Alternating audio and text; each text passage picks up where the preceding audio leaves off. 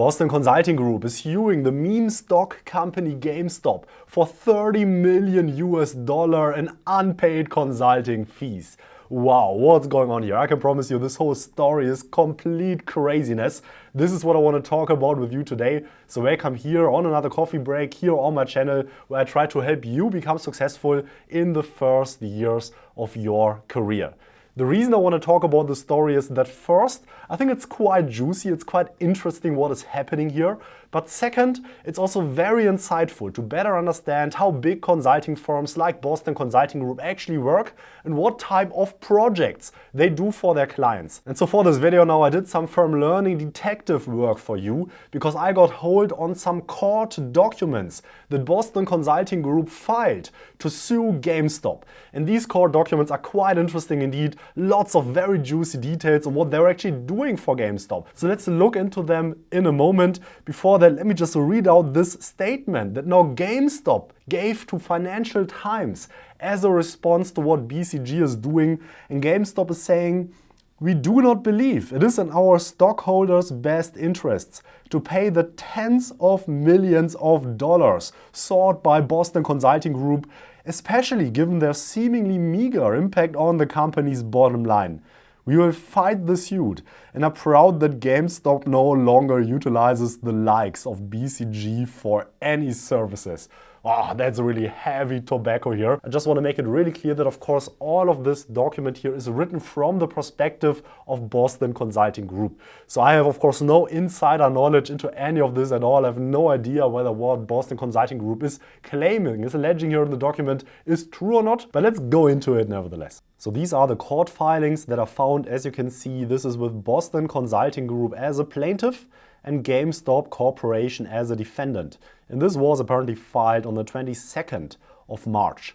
Obviously, I'm no legal professional, so if anything I say from a legal perspective is not maybe accurate, just let me know in the comments. Happy to learn from you to just understand this better. What I want to do now is really go over this with you. And I already read this in advance and just provided some highlights, some yellow highlights of the parts I feel like are most relevant and most interesting. So let's look into it. So what does BCG want? Well, they're claiming that there's from GameStop's side a bad faith refusal to pay fees owed to BCG, right? And now they're describing a bit the situation of the company. So here by 2019, GameStop was on life support, really not doing well, was reporting a net operating loss of almost $800 million of 2018 and was one of the most heavily shorted stocks relative to its float.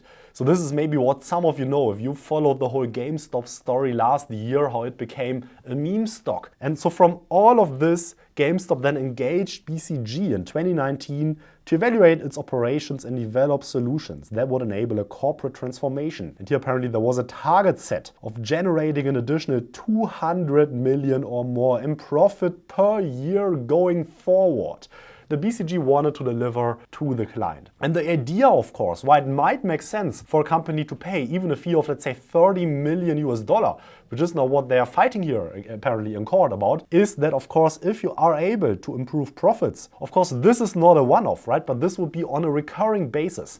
So if you are able to increase the profit by $200 million on a recurring basis, it's quite easy to justify the business case of paying as a one-off, right? $30 million in consulting fees. So that's, of course, a big difference. The fees are only a one-off, but the profits, the savings are recurring, which is why the business case often then does make sense. BCG provided support to GameStop in connection with 10 different work streams spread across a broad range of business areas and opportunities.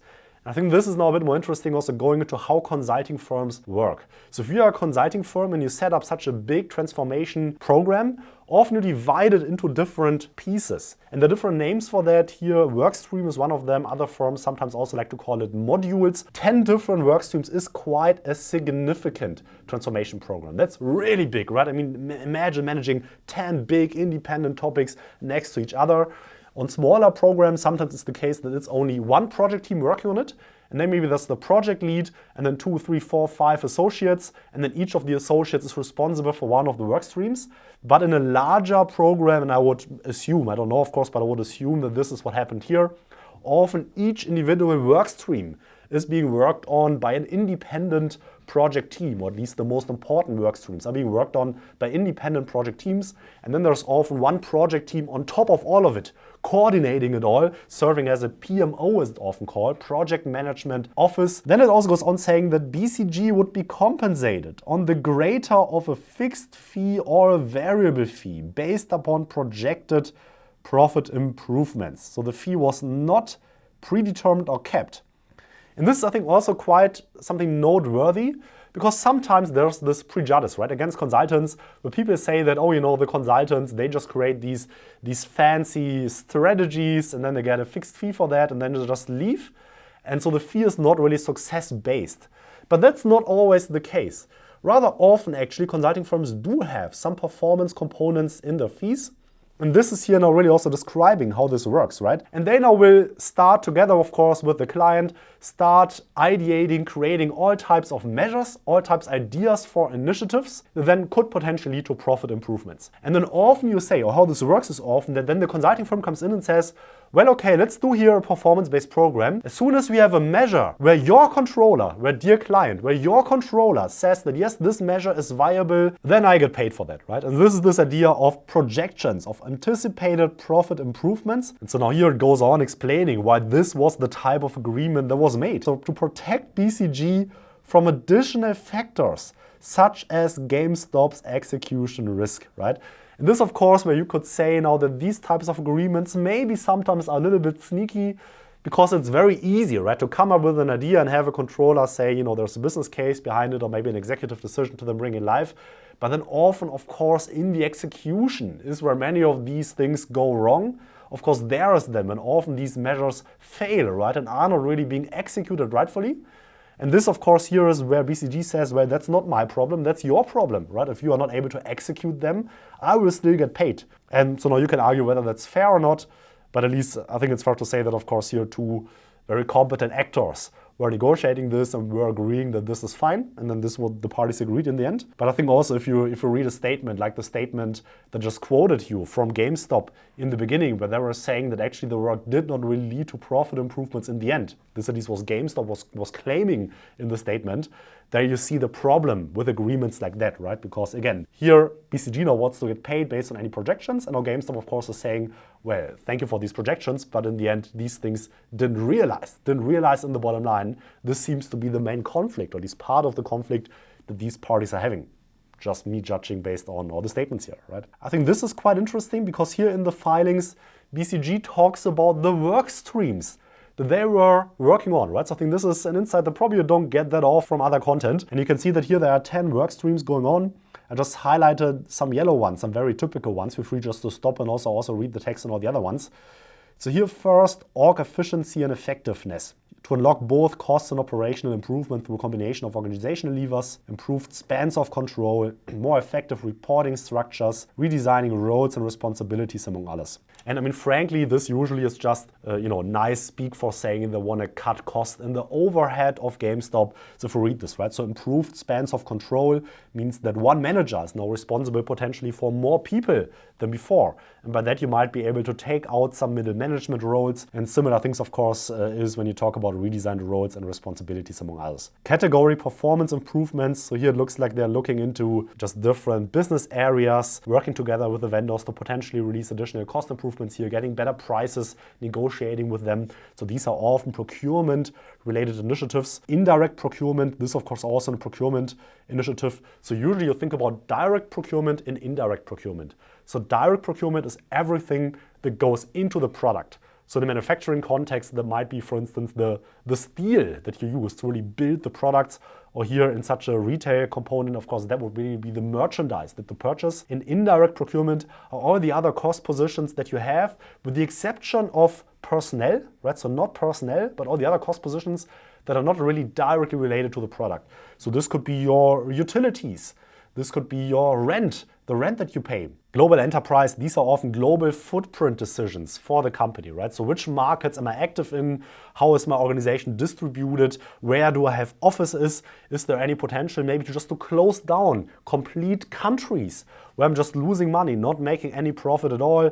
Maybe just to close down some production facilities if I have any, close down maybe some headquarters, administrative offices, sales offices that I have. And here let's look how just additional explanations on how this whole variable compensation component was supposed to be built and was supposed to be paid. And they were supposed to hold some regular sessions together with the GameStop team and the BCG team, where the idea was that they look together at all these numbers, at all these facts, all these initiatives that they created, and then they just wanted to ideally form a joint opinion on what the status is, and then based on this view, then of course also proceed with all the invoicing. And they called here these meetings thermometer meetings. I think that's also an interesting name. And all these projected profits were supposed to be calculated against agreed upon baselines, not actual profits realized. This whole idea of building baselines is also an important one, because this is often also, especially in the beginning of these transformation programs, something that at least the one associate will often be concerned with. And here the idea really is that this person often just tries to develop different scenarios, right? So tries to develop a scenario. What would happen if nothing would happen, right? So if no measure would be taken, if just business continues as usual, how does maybe then the situation of the company look like in 1 year from now? And this is then the baseline. And then against this baseline, you then measure all the financial improvements. And then, of course, based on that, you can also develop scenarios. So based on the effect of all the measures. Sometimes, of course, the baselines are not constant, but deteriorating, right? So imagine a company where profits were down year over year over year. Of course, then this baseline will go into the negative for the next year, right? So what you will say is that if we do nothing, next year profits will be, let's say, just a random number, 100 million less than last year, right? And now, of course, any profit improvement you then calculate on top of this baseline. But what this also means is that even though if you have, or if you understand or realize 100 million in initiatives and profit improvement initiatives, this would just leave the company's bottom line just with no change, right? Just with a zero data compared to the last year, because you're not necessarily measuring against the last year, but you're measuring against the deteriorating baseline. And of course, this is then something that maybe not always managers really realize if they put this together with the help of these consulting firms. And then, of course, they expect big jumps, big increases in profit. And then, of course, you often have these difficult situations where the consulting firm is claiming, oh, but realize like all these great profit improvements.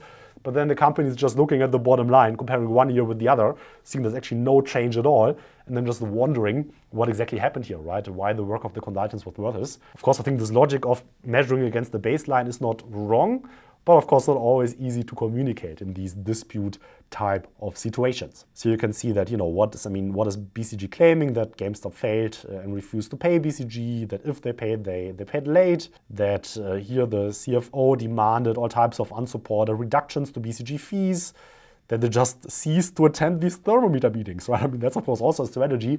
If you just don't attend these meetings anymore, then BCG doesn't have any basis of going to you and trying to charge you for these cost improvements. That's apparently what they try to do here. At least this is what BCG claims. Again, no idea, of course, whether this is correct or not. And here they're just saying, unpaid fees of approximately 30 millions. This is what they want to have. And then they're interestingly enough also saying the exact amount of the variable fees owed to BCG is undetermined at this time, due to GameStop's refusal to hold thermometer meetings or otherwise furnish the data necessary to determine certain profit improvements. That's exactly the problem, right? So if you just stop attending this meeting, then of course you don't have any issues here. So that's really the gist of what's happening here. I must say, when I read all this, I did find this to be quite interesting. I hope you feel the very same way. So now let me know in the comments, is all of this surprising to you? Did you already know that this is how these firms operate? As always, if you took any value out of this video at all, please hit the like button for the YouTube algorithm and also subscribe to stay up to date on all my content. My name is Heinrich. I release weekly videos here on my channel. Big thanks to all the members of From Learning for your support. Much appreciated. See you again next week. Until then, all the best to you and bye-bye.